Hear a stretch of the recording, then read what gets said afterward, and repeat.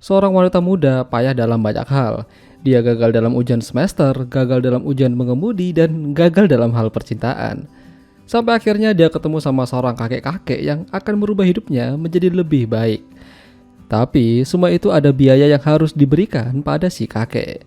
Ya, film dengan judul The Student and the Mr. Henry yang dirilis pada tahun 2012 yang lalu ini akan menceritakan kisahnya.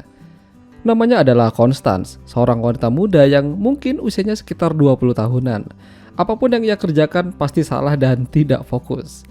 Orang tuanya memiliki kios sayur dan buah, disuruh membantu tapi Constance tidak bisa mengerjakannya dengan baik. Pokoknya salah-salah. Bahkan dia juga terlibat adu mulut sama ayahnya. Constance ini masih menjadi mahasiswi dan sebentar lagi akan diadakan ujian semester yang nantinya menentukan kelulusannya. Kampusnya cukup jauh dari rumah, jadi dia membutuhkan tempat tinggal yang berdekatan dengan kampus. Sampai akhirnya dia menemukan iklan apartemen yang menyewakan kamar. Ya, pemilik kamar tersebut bernama Tuan Henry. Awalnya, Constance cukup kesulitan berbicara pada Tuan Henry. Aneh memang, Tuan Henry tidak memperbolehkan Constance masuk ke dalam. Padahal dia mau cek kamar yang disewakan. Tapi karena terus-menerus berada di sana, akhirnya Tuan Henry ya mengalah. Jadi, Tuan Henry itu menyewakan kamar apartemennya, cukup murah untuk kalangan mahasiswa. Kamarnya cukup kecil, tapi Constance suka dan ingin menyewanya. Tapi tidak semudah itu, Tuan Henry akan memberikan semacam kertas tes yang harus diisi oleh Constance. Karena tidak hanya Constance yang akan tinggal di sana, banyak mahasiswa lain yang ingin menyewanya karena harga cukup murah. Hingga beberapa hari kemudian Tuan Henry menelpon Constance memberitahukan kalau kamar itu dimenangkan olehnya. Ya, itu adalah hal pertama yang dimenangkan oleh Constance. Tentu saja ia senang. Jadi dia nggak perlu capek-capek lagi bolak-balik ke rumah dan ke Paris. Ya, perkenalan mereka tuh mulai berjalan di sini. Tuan Henry memang tidak begitu akrab dengan orang lain, tapi Constance dengan sabarnya terus berbicara padanya. Ketika itu Constance lagi gabut nggak fokus belajar. Dia melihat ada piano milik Tuan Henry yang sepertinya tidak pernah dipakai lama. Constance lantas memainkan piano itu dengan baik. Tapi sayang, tiba-tiba Tuan Henry kembali dan memergoki Constance memainkan pianonya. Tuan Henry tampaknya tidak senang. Jika Constance memainkan piano itu lagi, dia akan diusir dari sana atau akan dikenakan denda. Atau Tuan Henry memberikan penawaran yang bagus untuk Constance jika ia mau menuruti permintaannya. Ya, jadi Tuan Henry tuh nggak senang sama menantunya. Pokoknya Tuan Henry ingin menghancurkan rumah tangga anaknya sendiri supaya mereka tuh bercerai. Constance diminta melakukan itu dengan cara menggoda anak laki-lakinya Tuan Henry. Ya, awalnya Constance nggak mau karena dia bukan tipe perusak rumah tangga orang. Tapi jika dia diberi keringanan biaya sewa, Constance akan melakukan itu. Dia meminta 6 bulan gratis. Tapi Tuan Henry mintanya 3 bulan. Constance tetap ngotot minta 6 bulan. Sampai akhirnya mereka deal. Tinggal di Paris membutuhkan biaya yang lumayan besar. Jadi Constance mencari pekerjaan supaya bisa bertahan.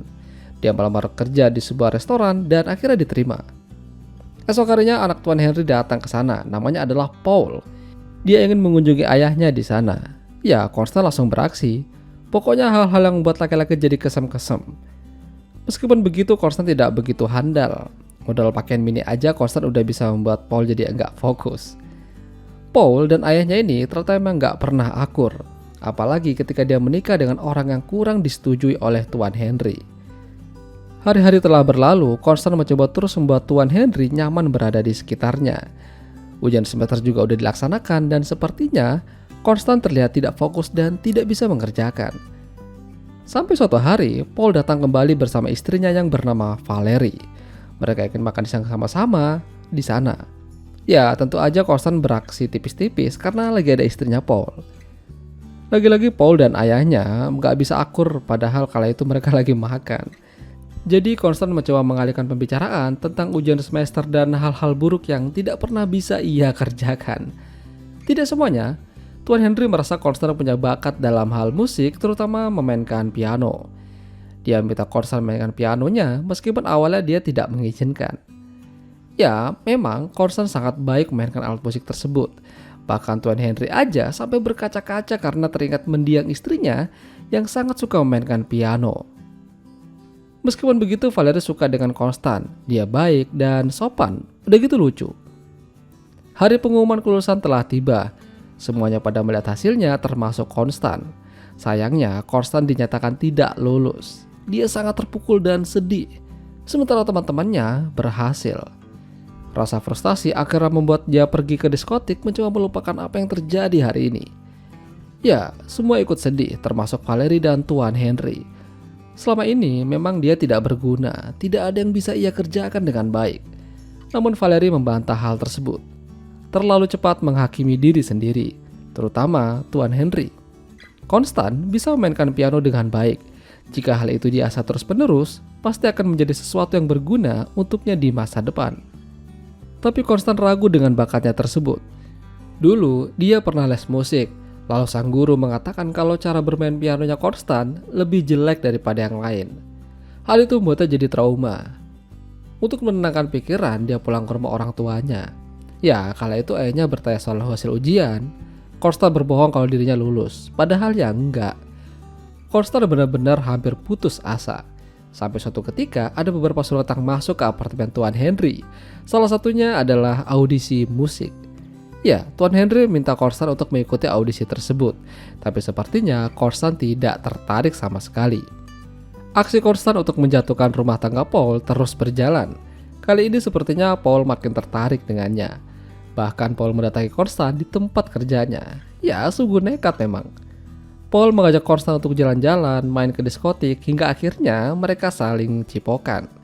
Ya memang Paul hampir menang banyak, tapi sayangnya Konstan lebih memilih untuk pulang daripada begituan. Hasilnya, Paul kena marah sama Valerie karena semalam ditelepon gak bisa-bisa. Valerie nuduh kalau Paul berselingkuh. Udah gitu dia juga nemuin jaket cewek di mobilnya. Apa yang terjadi hari itu tampaknya membuat Valerie jadi kesal hingga dia meminta untuk bercerai. Ya, misi Tuan Henry sepertinya akan berhasil. Namun Paul juga senang dengan hal tersebut. Karena dengan begitu dia bisa bersama dengan Konstan.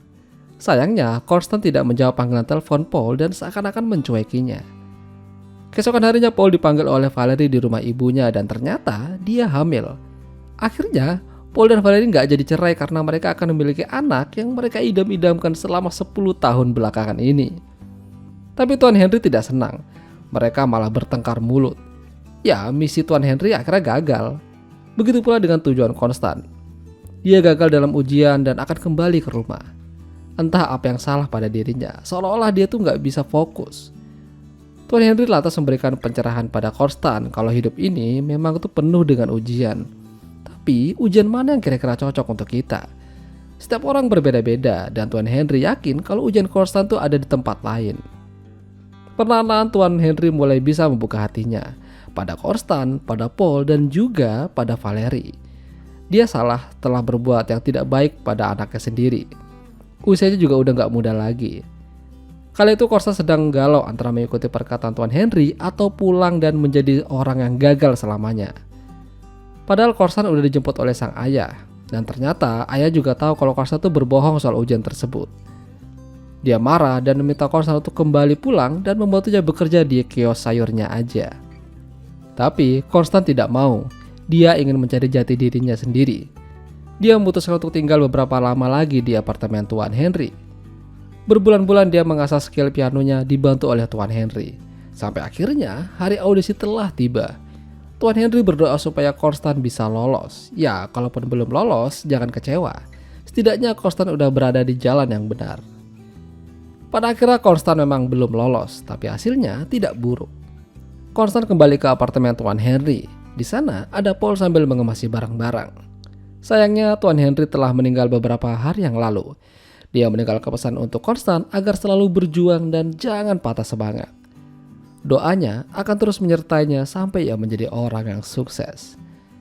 Itulah tidak alur cerita film The Student and Mr. Henry. Jika kalian suka dengan video ini, jangan lupa untuk tinggalkan like dan sampai jumpa lagi.